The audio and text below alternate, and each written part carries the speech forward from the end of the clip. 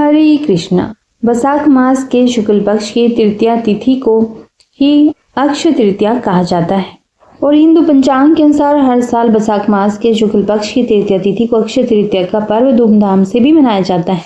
साथ ही इस दिन भगवान श्री हरि के 24 अवतारों में से एक जो कि छठी अवतार के रूप में पूजे जाते हैं, भगवान परशुराम के प्रकाट्य दिवस के रूप में भी इसको मनाया जाता है। हर प्रकार के शुभ और मांगलिक कार्यों के लिए यह स्थिति बहुत ही शुभ मानी जाती है। यही कारण है कि लोग अक्षय तृतीया के दिन विवाह, गृह प्रवेश के लिए भी, कोई नया काम शुरू करने के लिए, व्यापार शुरू करने के लिए, धार्मिक अनुष्ठान, पूजा पाठ आदि के लिए अक्षय तृतीया के दिन को सही मानते हैं, शुभ मानते हैं। और इस दिन सोना खरीदना या किसी भी प्रकार की धातु खरीदना सबसे उत्तम फलदायी भी माना गया है। जिस तरह से दिवाली और धनतेरस के दिन माता लक्ष्मी जी की पूजा की जाती है ताकि हमारे घर में सुख और समृद्धि आए, हमारे घर में धन बना रहे, माता लक्ष्मी का वास बना रहे, उसी तरह से अक्षय तृतीया के दिन भी लक्ष्मी नारायण भगवान श्री हरि जी और माता लक्ष्मी जी की पूजा की जाती है। इस दिन माता लक्ष्मी की पूजा करने के भी कुछ विशेष नियम होते हैं। ऐसी मान्यता है कि यदि आप अपने घर के किसी भी कार्य में कोई रुकावट नहीं चाहते हैं तो आपको घर और आपके जीवन को हमेशा धन धान्य से परिपूर्ण रखना है तो अक्षय तृतीया के दिन प्रातःकाल स्नान करके माता लक्ष्मी और भगवान विष्णु की पूजा जरूर करें। ऐसा करने से घर में सुख समृद्धि का वास होता है। अक्षय तृतीया के दिन किया गया दान अक्षय होकर के आपको उसका फल मिलता है, यानी कि जो दान आप इस दिन करते हैं वह भी अक्षय हो जाता है। और जो लोग पूरे साल किसी प्रकार का कोई दान नहीं कर पाते हैं, उन्हें आज के दिन अपनी सामर्थ्य के अनुसार कुछ भी विशेष वस्तुओं का भी दान करना चाहिए। आप जिन चीजों का दान कर सकते हैं वह आपको इस वीडियो में बताएंगे। अक्षय तृतीया के दिन किसी भी कार्य में कोई बाधा नहीं मानी जाती। पूर्ण दिन यानी कि पूरे दिन शुभ मुहूर्त होते हैं, तो आप इस दिन बिना मुहूर्त दिखाए, बिना पंचांग देखे बिना भी आप नए कार्य को शुरू कर सकते हैं, यानी कि इस दिन अबूझ मुहूर्त रहता है। यदि आपकी कोई विशेष मनोकामना है और आपने कोई गुरु मंत्र भी ले रखा हो या आपके जो भी आराध्य देवी देवता हैं, आप जिंदगी में इसी दिन देवता का पूजन करना आरंभ कर सकते हैं। मतलब यह इतना अच्छा दिन होता है, इस दिन से आप कोई भी पूजन करना, किसी भी प्रकार का व्रत लेना, मतलब जो भी इस दिन व्रत रहेगा वह आप इस दिन से आरंभ कर सकते हैं और आपकी जो भी मनोकामना हो वह जरूर पूर्ण होती है। तो आज के दिन आपको अपने गुरु मंत्र का पूरे के पूरे दिन सुबह से लेकर के रात तक, परंतु उससे पहले पूर्णतः स्वच्छ होकर के, यानी कि पहले आपने स्नान करना है और साफ सुथरे कपड़े पहनने हैं। उसके पश्चात आपने गुरु मंत्र का जाप करते रहना है। यथासंभव जितनी बार भी आप करेंगे उतनी ही ज़्यादा आपकी मनोकामना पूर्ण होने के चांसेस रहेंगे। यानी कि आपको अपनी मनोकामना पूर्ण करनी है तो आप सुबह स्नान करने के पश्चात स्वच्छ कपड़े पहन करके गुरु मंत्र का जाप करना आरंभ कर दीजिए, तो आपकी मनोकामनाएं जरूर पूर्ण होंगी। तो आइए जान लेते हैं आज के दिन आपको किन चीज़ों का दान करना चाहिए। वैसे तो जैसे आपकी सामर्थ्य है उसके अनुसार आप दान कर सकते हैं, फिर भी कुछ विशेष चीज़ें होती हैं जिनको आप आज के दिन दान कर सकते हैं। खुद सेवन भी करना है और दान भी कर सकते हैं।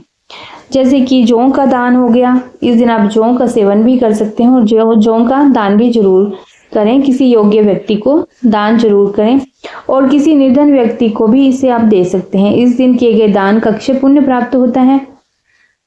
यह बात आप अपने ध्यान में जरूर रखें, क्योंकि जौ का ही दाना अच्छे दिन में प्रयोग किया जाता है, क्योंकि धरती पर वही दाना यानी कि वही जो सबसे पहले उगे थे, यानी कि धरती पर सबसे पहले वनस्पति के रूप में जौ की ही उत्पत्ति हुई थी। इसीलिए कहा जाता है कि जब हम पूजा पाठ करते हैं या नवरात्रि के दिनों में पूजा करते हैं, कलश स्थापना करते हैं, तो हम जौ को ही स्थापित करते हैं, बोते हैं। इससे क्या है कि वह सबसे पवित्र वनस्पति मानी जाती है। इसीलिए जौ को दान करना भी अक्षय पुण्य में आता है। और जौ का दान आप किस प्रकार से कर सकते हैं, जैसे कि आप जौ का सत्तू दान कर सकते हैं। आप यह स्वयं भी ग्रहण करिए और दूसरों को भी सेवन कराइए इसका। और अक्षय तृतीया के दिन आपको पानी से भरे घड़े, मटके का भी जरूर दान करना चाहिए। छतरी का दान हो गया। और इस दिन आप लोगों को मीठा शरबत पिला सकते हैं। मौसमी फल दान में कर सकते हैं। इन दिनों में तरबूज ज़्यादा होते हैं, खीरे ककड़ी होते हैं, तो यह भी आप दान कर सकते हैं। अन्न दान हो गया, वस्त्र दान हो गए, सतनजा आप दान कर सकते हैं। और इसके साथ साथ आपको दक्षिणा भी देनी है, क्योंकि जब हम अन्न दान करते हैं उसके साथ साथ हम दक्षिणा भी देते हैं, तो कुछ ना कुछ आप उस पर पैसे रख करके दान जरूर कीजिए। और एक बात और ध्यान रखिए कि आप जब भी अन्न का दान कर रहे हों, जैसे आपने थाली में रखा है तो वह तो ठीक है, थाली में कटोरी में रखकर आपने दाहिने हाथ को लगा करके दान किया है वह ठीक है, परंतु यदि अन्न दान कर रहे हैं और वह ज़्यादा हो गया तो किसी पॉलीथीन में आप दान कर रहे हैं तो पॉलीथीन में गांठ लगा करके आप दान मत दीजिएगा, क्योंकि आपको खुले मुंह से ही दान करना है। कभी भी आप गांठ लगाकर बिल्कुल भी दान मत दीजिएगा। ऐसा करने से किए गए दान का पुण्य सारा नष्ट हो जाता है, यह आपको ध्यान रखना है। अक्षय तृतीया का दिन है तो आपको इस प्रकार से दान नहीं करना है, खुले हाथों से ही दान करना होता है। पॉलीथीन में आप बेशक दे रहे हो परंतु उसमें गांठ मत लगाइए, ऊपर से पकड़ के आप दान कर दीजिए।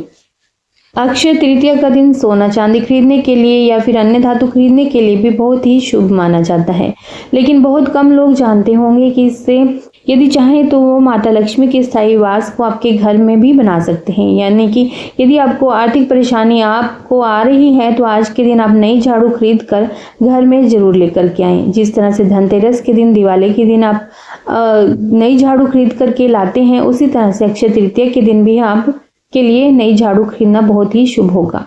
इस तरह से आप घर में झाड़ू लाएंगे तो घर में सुख, समृद्धि और माता लक्ष्मी का भी वास होगा। और इसके अलावा आप दूसरा उपाय भी कर सकते हैं, जैसे कि कोड़ियाँ खरीद कर के भी आप ला सकते हैं। जिनके घर में कोड़ियाँ होती हैं, मतलब यानी कि मंदिर में रखी होती हैं या फिर तिजोरी में रखी होती हैं, तो माता लक्ष्मी खुद ब खुद खींची चली जाती हैं उनके घर पर। तो अक्षय तृतीया के दिन आप 11 कोड़ियाँ खरीद करके अपने घर पर जरूर लेकर आइएगा और उनको गंगा जल से साफ करके, उनका तिलक करके, उन्हें सिंदूर वगैरह लगा करके भी माता लक्ष्मी को अर्पित करके पूजा पाठ करने के बाद आप तिजोरी में रख दीजिएगा। और अक्षय तृतीया के दिन प्रभु विष्णु की भी पूजा कीजिएगा और इसके साथ साथ माता तुलसी की भी आपने पूजा करनी है।